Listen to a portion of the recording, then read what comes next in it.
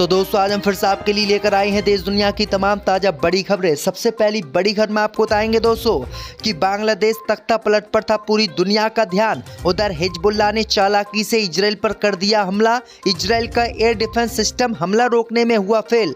9 यहूदियों की हुई मौत। बांग्लादेश हिंदुओं के लिए भारत खोले अपने दरवाजे, हनुमान जी करेंगे रक्षा। बाबा धीरेन्द्र शास्त्री ने मोदी से की अपील। शेख हसीना को भारत बुलाना प्रधानमंत्री मोदी को पड़ेगा भारी। पाक अधिकारी ने कहा अब बांग्लादेश सेना भारत पर करेगी हमला। इजराइल को दुनिया के नक्शे से मिटाने के लिए ईरान बना रहा Qasem Soleimani force. Yemen Lebanon से पहुंचेंगे 10,000 खूंखार लड़ाके। इजराइल अमेरिका की बड़ी टेंशन। अयोध्या में बाबरी मस्जिद गिराने वाले लाल कृष्ण आडवाणी फिर से अस्पताल में हुए भर्ती। पिछले ही महीने हुए थे डिस्चार्ज। तो दोस्तों सभी खबरों को आपको एक एक कर बताने वाले हैं। वीडियो को लाइक कर चैनल को सब्सक्राइब कर दें। इसी बीच पर तो दोस्तों अगली खबर की ओर तो बांग्लादेश पर था पूरी दुनिया का ध्यान। उधर हिजबुल्लाह ने कर दिया इजराइल पर ताबड़तोड़ हमला। इजराइल का एयर डिफेंस सिस्टम हुआ फेल। जब दोस्तों आपको बता दें कि बांग्लादेश में हुए तख्ता पलट के बीच पूरी दुनिया का ध्यान बांग्लादेश पर था, लेकिन इधर हिजबुल्लाह ने चालाकी दिखाते हुए इजराइल पर ताबड़तोड़ हमला कर दिया, जिसे इजराइल रोकने में विफल हुआ। दरअसल आपको बता दें कि हिजबुल्लाह की तरफ से इजराइल पर ड्रोन अटैक हुआ और दक्षिणी लेबनान से आने वाले कई ड्रोनों को रोकने में इजराइल का एयर डिफेंस सिस्टम नाकाम हुआ, जिससे उत्तरी इजराइल में ये ड्रोन जाकर गिरे और वहां पर धुआं उड़ता नजर आया। वहीं आपको बता दें कि इसकी आशंका पहले से ही जताई जा रही थी कि हिजबुल्लाह कभी भी इजराइल पर बड़ा हमला कर सकता है। आखिरकार हिजबुल्लाह की तरफ से इजराइल पर बड़ा हमला हो गया और इजराइल का डिफेंस सिस्टम पूरी तरीके से इस हमले को रोकने में विफल होता नजर आया। वहीं आपको बता दें कि इजराइल पर हुए हमले में 9 से 10 इजराइल के नागरिक गंभीर रूप से घायल हो गए हैं और इजराइल में काफ़ी तबाही हिजबुल्लाह के ड्रोनों ने मचाई है। वहीं आपको बता दें कि हिजबुल्लाह के हमले के बाद इजराइल बुरी तरीके से डर गया है। इसी बीच पर तो दोस्तों अगली खबर की ओर तो बांग्लादेश में हिंदुओं की पिटाई के बाद बाबा धीरेन्द्र शास्त्री ने मोदी सरकार से बॉर्डर खोलने की कर दी अपील।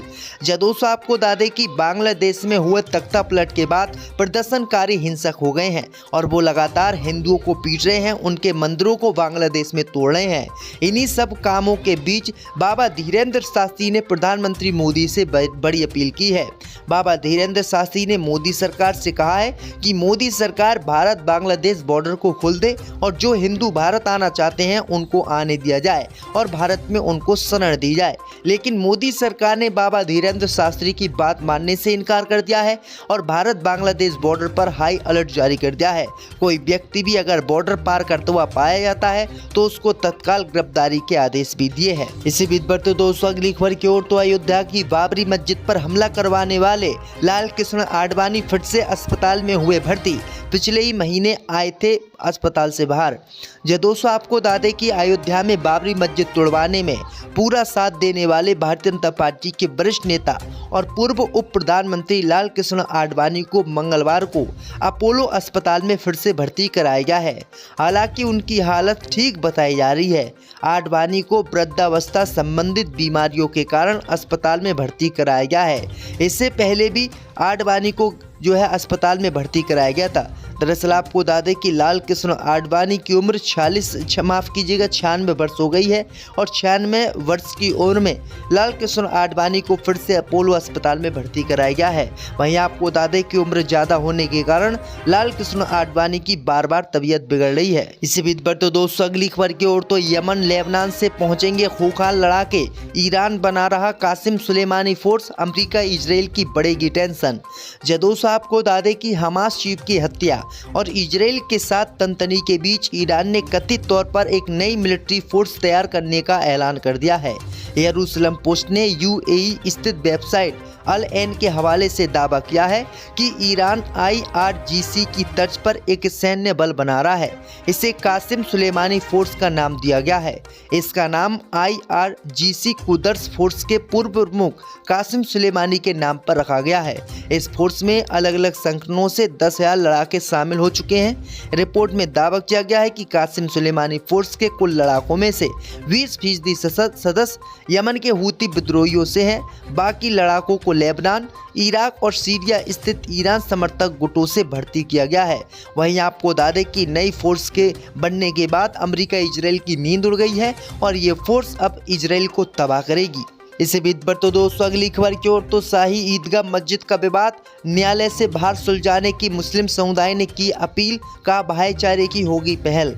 दोस्तों आपको बता दें कि कृष्ण जन्मभूमि और ईदगाह विवाद के मामले में आज भाईचारे की पहल हुई है। जन्मभूमि गेट नंबर 1 पर मुस्लिम समाज की राष्ट्रीय नेता रूबी खान, आसिफ खान एवं मुस्लिम समाज के 1 दर्जन मुस्लिम नेता एवं महिला श्री कृष्ण जन्मभूमि शाही ईदगाह विवाद मामले के हिंदू पक्षकार दिनेश शर्मा को भाईचारे को एक पत्र सौंपते हुए मुस्लिम समाज ने भारतवर्ष जिसमें सभी हिंदू, मुस्लिम एवं मजहब के लोग रहते हैं उनसे एकता कायम करते हुए कोर्ट से बाहर निकलकर कृष्ण जन्मभूमि और शाही ईदगाह मस्जिद विवाद को सुलझाने की अपील की है।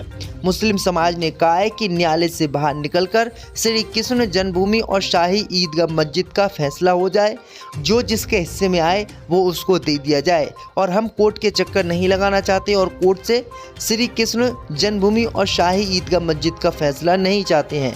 वहीं आपको बता दें कि हिंदू पक्ष ने अभी इस पर कुछ नहीं कहा है। अगर हिंदू पक्ष इस पर जो है तैयार हो जाता है तो कोर्ट से बाहर निकलकर श्री कृष्ण जन्मभूमि और शाही ईदगाह मस्जिद का मसला निबट जाएगा। इसी बीच पर तो दोस्तों अगली खबर की ओर तो बांग्लादेश में आम चुनाव का रास्ता साफ, राष्ट्रपति ने भंग की संसद, सेना में भी हुआ बड़ा फेरबदल।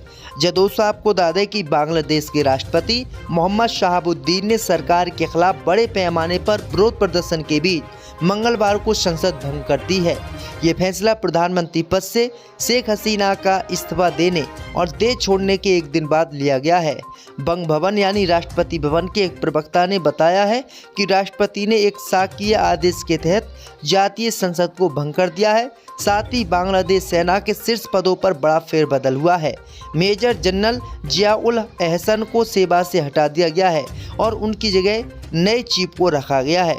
वहीं आपको बता दें कि अब बांग्लादेश में जल्दी चुनाव होंगे और नया प्रधानमंत्री बनाया जाएगा। इसी बीच पर तो दोस्तों अगली खबर की ओर तो शेख हसीना को भारत बुलाना मोदी को पड़ेगा भारी, पाकिस्तान अधिकारी बोले अब बांग्लादेशी सेना करेगी भारत पर हमला। दोस्तों आपको बता दें कि बांग्लादेश में हिंसा के बीच प्रधानमंत्री शेख हसीना के इस्तीफा देकर भारत आने पर पड़ोसी देश पाकिस्तान में खुशी का माहौल है। भारत में पाकिस्तान के उच्चायुक्त रह चुके अब्दुल बासित ने एक वीडियो जारी करके बांग्लादेशियों को बधाई दी है। उन्होंने कहा कि पाकिस्तान और बांग्लादेश के बीच जो दूरियां बढ़ी उसके लिए शेख हसीना जिम्मेदार हैं। इसके साथ ही बासित ने कहा कि शेख हसीना को भारत बुलाना भारतीय प्रधानमंत्री नरेंद्र मोदी को भारी पड़ेगा। वहीं आपको बता दें कि अब्दुल बासित ने बांग्लादेश हिंसा को लेकर भारत पर निशाना साधा है। उन्होंने कहा कि शेख हसीना के भारत जाने से प्रधानमंत्री मोदी बहुत परेशान होंगे। इसके साथ ही उन्होंने कहा कि हसीना सरकार में हुए जुल्मों में जिन लोगों की जान गई है उसकी जांच होनी चाहिए। बांग्लादेश में बनने वाली नई सरकार और वहां के आर्मी चीफ को अब हसीना के खिलाफ सख्त कार्रवाई करनी चाहिए। इसी बीच पर तो दोस्तों अगली खबर की ओर तो शेख हसीना की सियासी दुश्मन खालिदा जिया जेल से हुई रिहा, बनेंगी बांग्लादेश की नई पीएम। दोस्तों आपको बता दें कि बांग्लादेश की पूर्व प्रधानमंत्री और बीएनपी पार्टी के प्रमुख खालिदा जिया जेल से रिहा हो गई हैं। इससे पहले 5 अगस्त को बांग्लादेश सेना के प्रमुख ने जिया को जेल से रिहा करने का आदेश दिया था। हसीना के इस्तीफा देने के बाद खालिदा जिया के बांग्लादेश की नई प्रधानमंत्री बनने की चर्चा है। हालांकि सेना ने साफ कर दिया है कि अभी वही सत्ता संभालने वाली है। गौरतलब है कि अब सवाल उठ रहा है कि बांग्लादेश में आरक्षण के विरोध में शुरू हुए इस प्रदर्शन ने इतना व्यापक रूप कैसे ले लिया कि प्रधानमंत्री हसीना को देश छोड़कर भागना पड़ा। कुछ लोग इसके पीछे विदेशी ताकतों के होने की बात कर रहे हैं। उनका कहना है कि अमेरिका ने अपनी खुफिया एजेंसी CIA के जरिए हसीना सरकार का तख्ता पलट कर आया है। इसी बीच पर तो दोस्तों अगली खबर की ओर तो बांग्लादेश से भारत का रेल संपर्क कटा, सीमा पर शक्ति BSF के जवानों की छुट्टियां हुई रद्द। दोस्तों आपको बता दें कि बांग्लादेश में अस्थिर हालात को देखते हुए भारत ने ढाका व अन्य शहरों के लिए रेल व वायु मार्ग बंद कर दिया है। भारतीयों को बांग्लादेश की यात्रा टालने की सलाह दी है। वहीं सीमा सुरक्षा बल ने बांग्लादेश सीमा पर सभी यूनिट के लिए हाई अलर्ट जारी करते हुए कर्मचारियों की छुट्टी रद्द कर दी है। कोलकाता से ढाका के बीच मैत्री एक्सप्रेस अभी बंद रहेगी। एयर इंडिया व इंडिगो ने ढाका की सभी उड़ानों रोक दी हैं। ढाका एयरपोर्ट पर भी सभी का संचालन बंद है। बीएसएफ के कार्यवाहक महानिदेशक डीजी दलजीत सिंह चौधरी ने पूर्वी कमान के अतिरिक्त महानिदेशक रवि गांधी व दक्षिण बंगाल के महानिरीक्षक मनिंदर प्रताप सिंह के साथ उत्तर 24 परगना में सीमा व सुंदरबन क्षेत्र की सुरक्षा की समीक्षा की है। दरअसल आपको बता दें कि भारत बांग्लादेश से 4096 किलोमीटर की सीमा साझा करता है।